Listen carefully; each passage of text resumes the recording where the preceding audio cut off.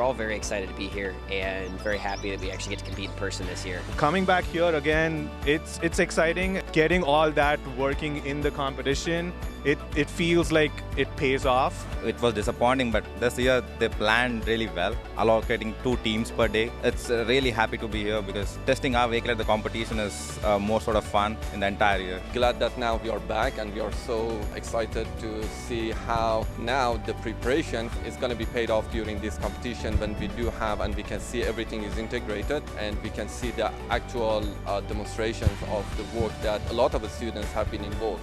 At A&M, we could only have a certain amount of people there at once. None of them actually got to see the vehicle. We could run their code on the vehicle, but it was kind of more of like less hands-on than we would have liked. As a definition of a level for autonomous vehicle, there are certain benchmarks that a vehicle has to meet. So it essentially kind of involves the vehicle to be able to go from point A to point B without potentially any driver interventions.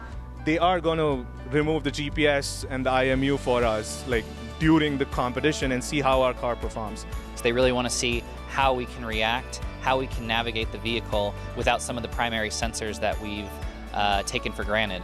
So it's really like a failure mode. The car basically used cameras to navigate, maps to navigate. So if a person was driving, we would use Google or Apple Maps to get to destinations. But if somebody takes that away from me, I would start reading signboards. The most important thing with Level 4 is the integration. In the first year, you might remember, we had simple tasks like stay in a lane and stop at stop signs. And then we had a separate challenge where we had to deal with obstacles. The Level 4, we're putting all those things together. So the integration is a key thing, and having all the pieces work together for one cohesive system is really one of the most important things there. I'm glad, this is my first time in a self-driving vehicle, so I'm sometimes ecstatic that my first ever time into a self-driving vehicle was something I was able to build.